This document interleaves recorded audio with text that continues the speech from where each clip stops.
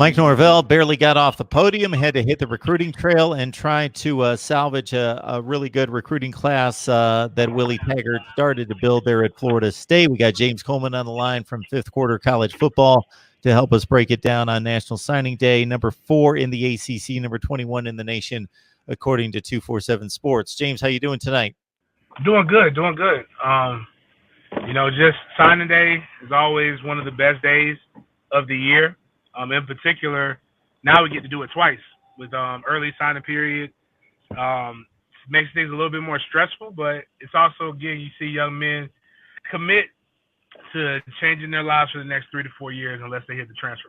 James, did you expect when there was an early signing period announced and established in December that it would become almost the National Signing Day? I think we had like 80% of the blue chippers of the top 300, the Power 5 guys signed last year, and it seems to be increasing. No, I actually did. I kind of did, but I didn't. This whole early enrollee thing is still a relatively new phenomenon, but it's really what you have to do with the with school. Especially in the big schools, if you want to come compete early, you got to get that extra spring under your belt.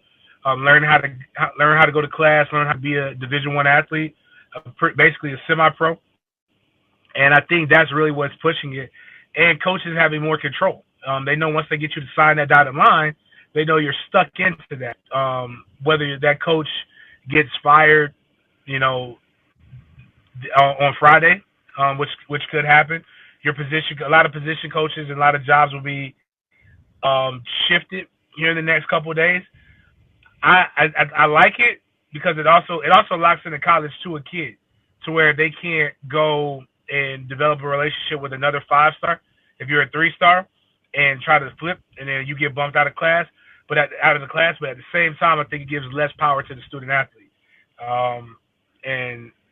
But that's his life. Everything has pros and everything has cons. James, in a situation like Mike Norvell has to inherit here in regards to transitioning from one job to the other, a different part of the country, different recruiting opportunities because of the brand, he definitely has to hit the ground running and have his time allotted in a certain way and deploy the coaching staff with certain emphasis and certain priorities and really have a plan and make it work and execute in a hurry. Yeah, which is part of the why I believe, like we had our show, was it yesterday, I believe, with Jason, with Chop Chat. He had brought up a good point. You don't fire a coach 4 weeks left in the season and not make a quick hire or make a splash hire, which I'm not saying Mike Norvell is not a splash hire, but it doesn't give you any true advantage because you lose 4 weeks to recruit because you don't know who's going to fill in and who's that person is going to be. So now he comes in and he has less than 10 days to be able to make things happen because now the next few weeks in December, he gets to redo his board based upon who's available. But the reality is that's a dead period. So you really can't talk or communicate to certain players. And that's a major disadvantage, which I believe is going to probably have to get tweaked a little bit. And you're going to either see more schools keep coaches for a little bit longer than what they would like to, or you're going to see guys do the opposite of what Mike Norvell did. If we're to believe that Florida State really knew this was the only guy they went after, and he already knew, then there is nothing honorable in what he did. He just waited to tell kids that he already coached and recruited that he's going to leave. And he knew he was leaving weeks before that. That's not honorable, nor is it anything to like pat your back on.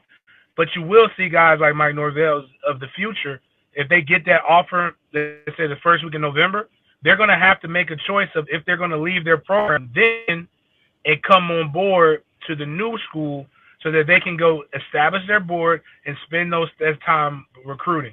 Because the way recruiting is now, a 24/7 cycle, you've got, when you're not recruiting, you're literally just giving up ground. And you can see how some really good players from Florida State got poached due to a lack of communication, lack of direction. Because the class could be even better had this hire been made a week prior, or maybe that Monday when they were doing the field. So obviously Norvell was involved in a conference championship game, which may or may not had anything to do with that. But the most publicized of the losses was the quarterback Jeff Sims, who went to Georgia Tech, the 4-star. How costly is that? On the surface, it seems big because Willie Taggart didn't fortify the quarterback position. So to lose a 4-star quarterback seems like a big deal. It does. And normally it would be a big deal. When Jeff decommitted, that should have been that was a huge story. It still is a huge story to FSU fans because of how they're handling it and what they're doing in terms of, going back and forth. I hate when people at recruits. Like, let that kid be. He made his decision, and life is great for him, and we've moved on. But the one thing I do believe, he came in and offered every quarterback with a pulse. And he comes in with stats that if you're a quarterback, it's got to give you pause and make you think. I believe the worst quarterback in any of his years being a head coach or coordinator was 3,100 yards, and that's big. I think he says his standard is, or Dillingham said that the standard is 35,000 all-purpose for his quarterback, whether it be running or throwing or passing. So you got guys who are coming in with major stats. And Tate, we call him Roadhouse, but Tate Roddenberger, I think, out of the Valdosta area, really good kid, played against really good competition, 3-star. Probably should. Who cares? I really don't care where he's ranked, but he should be probably a little higher. But he's coming in ready to compete, and the biggest one that right now is there's going to become a little rivalry for the next few years while Norvell's there with Louisville, with him pretty much poaching some of their better players, would be Chubba Purdy from out of the Arizona area, who's a 4-star prospect who is ranked one position in the quarterback group higher than a Jeff Sims. And again, had tremendous stats out in the Arizona area, family full of athletes, father pitched at the University of Miami, his brother plays at Iowa State. So you like those guys who have kind of bloodlines and pedigrees. So he's going to come in with an idea of what it's already like to be a collegiate athlete because his father knew, his father walked it, he got his brother developed, and he's able to add that. So that comes in with a different preparation mindset. Now, Purdy's not an early enrollee, but Tate is.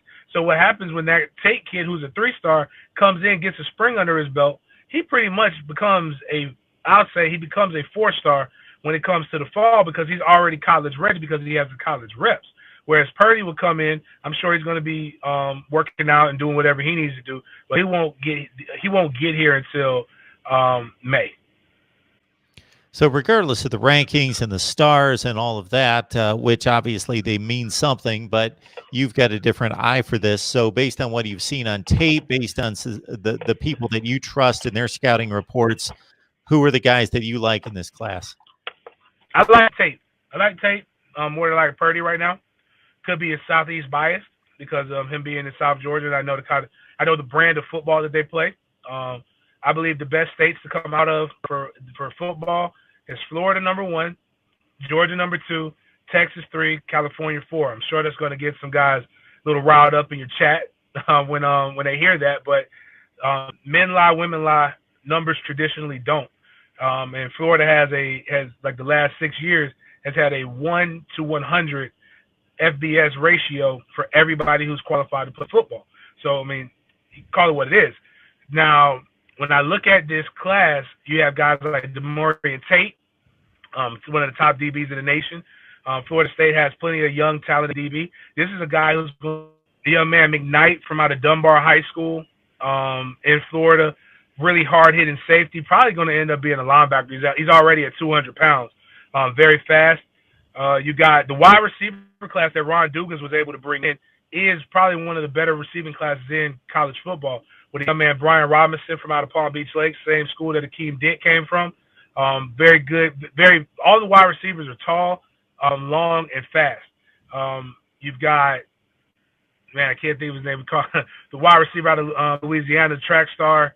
You've got a young man that they just started talking to last week who Florida was looking at, a 3-star wide receiver that they just brought in.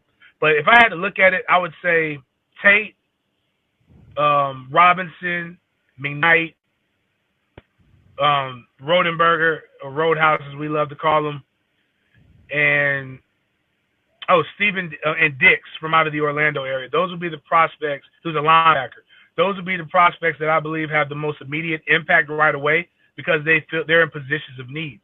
Now, a miss that we had that we really could have used, even though he's lost weight a little bit and he's a little undersized than what people previously thought, would be Morvin Joseph, a 4-star defensive end, who out of Lake Gibson, who signed to Tennessee. He decommitted from Florida State. Again, he's one of the guys that I believe all that time hurt. He decommitted from Florida State, go to Tennessee, and Jalen Knighton, aka Rooster, who was committed to Florida State since July, and he had the world's longest commitment ceremony to Florida State. Decommitted, went to Miami. He's from Deerfield Beach, pretty much Miami's backyard, and that young man is going to be a good running back. We could have used that because we lack depth, but we have Lawrence Tuafali, who I believe can be a good running back. Reminds me of James Wilder. Has a build like James Wilder Jr., which depending when you don't have an offensive line, doesn't necessarily translate the best. But we need bodies at the running back position. Big game, James Coleman. You can catch him on Fifth Quarter College Football. Joins us on a regular basis here at Mark Rogers TV, the voice of college football. Florida State National Signing Day, 21st in the nation, according to 247 Sports, number 4 in the ACC. James, we know you got a ton going on, so I appreciate you calling in. No, man, appreciate it, man. Hopefully in 2020, with some of these things slowing down, fifth quarter blowing up, I'll be able to do a little bit more. Fifth quarter, we have now it's a national brand. We have insight on every school in the FBS as well as a few FCS and NFL. So we call it the chat. If you want to join the chat, get recruiting info, recruiting school. Make sure you go. The easiest way is to go at Fifth Quarter CFB on Twitter. Follow that, and then ask to be in the Discord chat. It's $5 a month. You get 2 schools and an NFL team, and you get a chance to get up-to-the-minute information that's different than anybody else. It's not a long articles. It's literally what we call nuggets. We just drop it in there, and then you get an opportunity to discuss with your peers and a fun platform that, to me, is reminding me of Twitter after dark. Now, sometimes it gets a little bit crazy, but, man, we love everybody. I see what you go through every day now with this chat. We're loving the growth. And one thing we do is we love college football. That's very cool, James. Again, I know you got a ton going on. Tom Coughlin, no longer with the Jacksonville Jaguars. Yeah, fun stuff. Get to talk about that. He pretty much pissed off every NFL player, it seems, which makes it hard to have a franchise where you can't get players. That's now talk about a nugget. There's one right there on Tom Coughlin, who's obviously very accomplished, but pretty much a hardline guy. And yeah, it's come back to bite him a bit. James, we appreciate you stopping by, man. All right, man. Appreciate you, Mark. Talk to you later.